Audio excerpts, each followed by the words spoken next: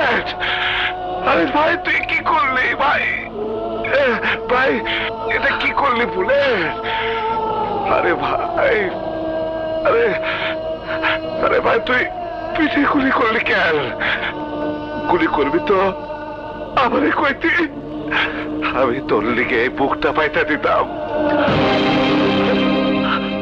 মাফ করে দিন বড় ভাই, 5 কোটি টাকা সুপারি পাইছি, টাকা দিয়ে স্বপ্নের সাথে আমি ভালো জীবন শুরু করব। আরে টাকা দিব তোর বক্কর, ওই টাকা তুই কোনোদিনও পাবি না। আমারে গুলি করছস, ভালো করছস, আমার তো আর ইয়ে নাই, বাইসে থেকে আমি আর কি বা করতাম।